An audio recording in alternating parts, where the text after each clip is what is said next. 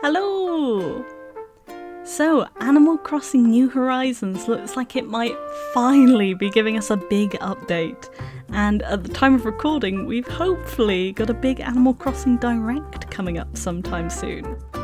As someone who absolutely loves Animal Crossing, but is currently struggling to find reasons to get back into the game, I have a lot of ideas on the kind of big updates I think we need to really breathe life into the game, and to me, really fulfill the idea of what Animal Crossing could be. When you boil it down, I would say Animal Crossing has two main elements. One is your town or island, and the other is the villagers. Have a look at my last video on how I want to improve the town building aspect, including creative mode and a whole new area outside your island. Links below. But in this video, I have lots of ideas on how to improve everything to do with villagers. They're one of the biggest draws to the game, and ultimately what gives Animal Crossing its distinctive, cozy, wholesome vibe. But honestly, after you've played the game a little while, I think it's too easy for villagers to fade into the background and just become busy work to get portraits from. So first and foremost, I want more variety in villager characteristics. I am absolutely exhausted by this point of hearing lazy villagers talk about bugs under the floorboards and jock characters talk about lifting weights. Villagers should feel as unique as their designs, and I think there's a few ways of doing this without making mountains of work for the developers. Each villager already has certain specific hidden traits, such as favourite colour and styles for clothing, which I barely even noticed was in the game. I'd love to see villagers more clearly displaying those preferences, and I also want to build on this. How about they also have these preferences for furniture? These themes of cute, historical, cool furniture is already in Animal Crossing Pocket Camp. So let's give the feeling that they're choosing to decorate their house in a certain way, and even get excited when they see certain items in the shop or in your pockets. We've also got other qualities like animal species. Did you know frog villagers like to walk around in the rain and they lose friendship if you give them umbrellas? Is that not adorable? I would love to see more of this.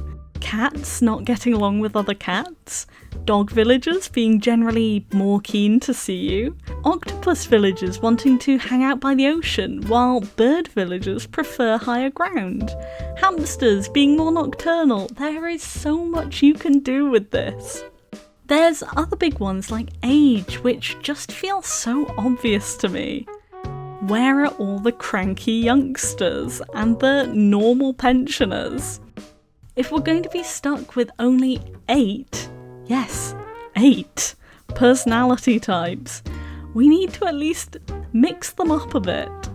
You could even go with things like star signs, which are kind of already in the game. Not that star signs are real, but it's a fun way to throw in a bit of variety at least. And of course, obviously, we need to stop segregating personality types by gender. It's so weird to take these really distinctive characters and then lump them into one of 4 very specific personality types. I'm sorry, but you cannot tell me that Anka isn't cranky and Julian isn't snooty. And has nobody met a peppy man or a sporty woman before? It's just weird vibes. I think some non-gendered characters would be pretty sweet too, and it wouldn't even be noticeable once you stop sorting all the personalities by gender. It just feels really fitting in a game that is so hands-off about your player's gender. And while I don't think you would need loads of special dialogue for any of these things, a few lines here or there for each trait would go a long way to letting people know the characters are behaving in a deliberate way because of their specific qualities. So now we've got Julian. We're making him a snooty personality type.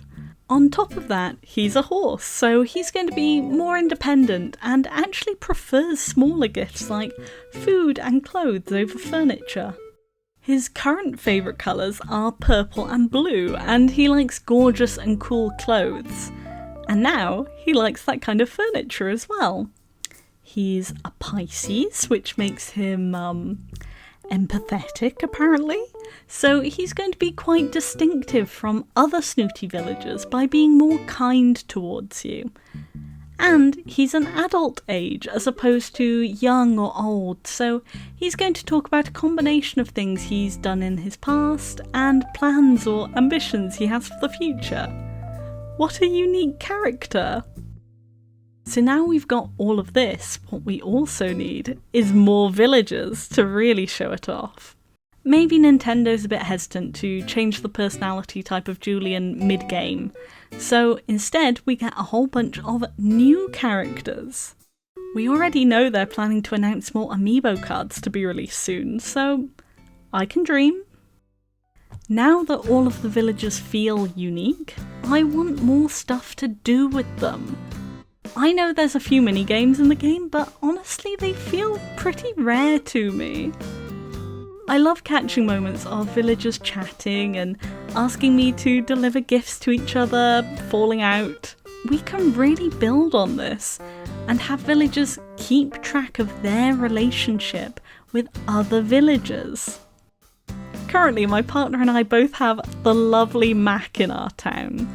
And for a game that already knows my Mac is mine and his Mac is his, and that would keep track of that if we did manage to swap them round, there's really not much way of telling them apart outside of maybe a passing line, "Hey Laura, it's good to see you, how is old Relac doing?" How about villagers talking more about things that are unique to your island? Events that have happened, times you've spent together, and their friends or even rivals on the island. While I don't miss New Leaf villagers giving me constant appointments to keep, I do miss them wanting to come and hang out at my house or asking me to come and visit. That was nice. On the topic of houses, why am I the only one on the island who gets to live in luxury? I think a really great late game goal would be not just to expand your house, but your villagers' houses too. I think this should probably be cheaper than expanding your own house, but it would be a great little reason to always be trying to earn bells.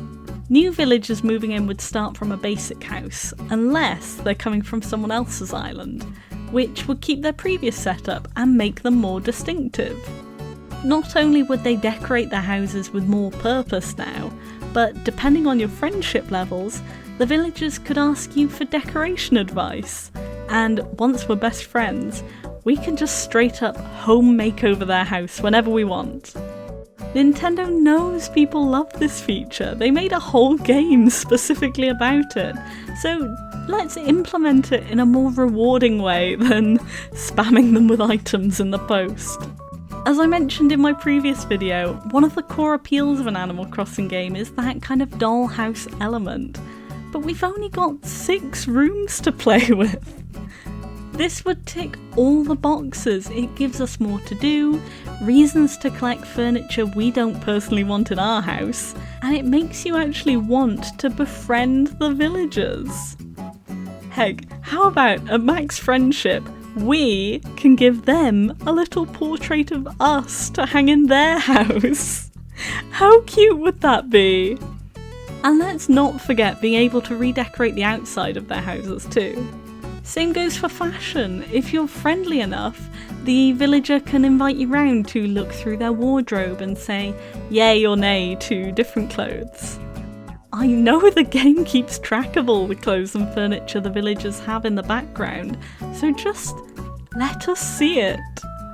Again, with a high enough friendship, You could even set up specific outfits for rain or workouts or snow, everyday clothes, and they'll have a pretty high chance of wearing it. On the topic of decorations, I don't know about you, but I am really envious sometimes of Animal Crossing Pocket Camp on mobile. There is so much interactivity between the animals and the decorations. We have a few notable ones in the game at the moment, but I would love to see the animals interacting with the world a bit more and giving them more items they can interact with to really make everything feel alive. Especially in their own home, I mostly see villagers standing around. I think it's cute that they already exercise and read books around town. It would be nice to see them do more indoors too. Maybe feeding the fish in their tank, or cooking some food on the kitchenette, and using other interactable items. And on a Pocket Camp related note, Nintendo, please, just let us put flooring on walls outside. Please, Nintendo, please. When it comes to actually hanging out with my villagers, I want to do more than standing around making small talk or little fetch quests. Let's add in a few more little events, like they can join you when you're fishing, or deliberately come out and help you when you're watering the flowers. Maybe lazy villagers will be chill and just sit with you and fish, but if they're peppy, they want to comment on every single fish you catch, or jocks want to compete with you to catch the biggest fish first. They could ask to come and join you on an island tour and help you chop down trees or catch tarantulas with you. If you've seen my previous video, I put in a whole new location to add into the game, which is all focused around playing games with friends and villagers, and I think that would just add so much to the game. Last but not least, how about a community centre? Tom Nook has been doing some renovations in secret, and the town hall now has a secret back room or basement or extra floor, which is a community space. Everyone in town is welcome to come and go as they please and to add whatever decorations they want. The community space is overseen by Reese and Cyrus has set up a little swap shop board. You can give him any unwanted items to keep hold of, and he'll put a listing up on the board. Villagers and visitors to your town can take whatever items they want, and list their spare items to give away too. By the way, if you're thinking, great, this is an opportunity for me to get rid of all my spare recipe cards, watch my last video, I have a lot of ideas about that one. Reese, on the other hand, has a big memory board which shows all the villagers who have ever lived in your town, and maybe captures some other big moments like festivals and Toy Day, building your town hall, that kind of thing. You can also contribute to the board by adding in pictures and screenshots that you've taken in the game, and make it a lovely photo board as well. The great thing about the community centre is while it's generally a mishmash of everyone's decorations and contributions, you can also save separate themes, which you can easily switch between. Think about it, there's a lot of indoor furniture in the game that you don't always want to set up in your house, and feels a little bit weird outside. For example, a library or a school or an art centre full of paints and easels. And let's not forget, we've given the items more interactivity, so if you fill a room full of easels, the villagers are going to get painting. But the major draw of the community centre is the ability to set up your own events. You have a lot of flexibility here to set events to a certain date of the year, or to 4 PM every Thursday, whatever you want.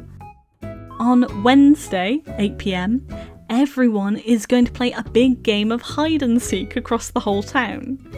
On February 17th, it's Cake Hat Day, and everyone has to wear the silly cake hat that you made and sing KK Bubblegum. On Friday evenings, Cyrus is going to set up the community centre to your theme, Party, and the place turns into a disco and all the villagers come to dance. Maybe there's some kind of barrier to setting up a new event for every day of the week. I don't want to put too many limits on the player, but it might be satisfying to be able to unlock more events as you play, or a late game motivation to earn more bells. Again, I've got a lot of ideas on ways and reasons to earn more bells and nook miles in my last video, so if you're hungry for that topic, check it out. What about you guys? What are you hoping to see in a future update? What would your ideal version of the game be? I would love to hear your thoughts in the comments. I read and generally respond to every single one. I'm also going to be doing a big, exciting giveaway for when I hit 1,000 subscribers, which is hopefully very soon. So subscribe if you haven't already, and hit the bell if you really don't want to miss that giveaway. Giving the video a like is also a big help for the algorithm, and if you do like my videos, share them with a friend. YouTube is a little bit hit or miss on whether or not it decides to actually show my videos to people, so that would be really great. Hope you all have a wonderful day. I am sending you all good vibes as always. Bye!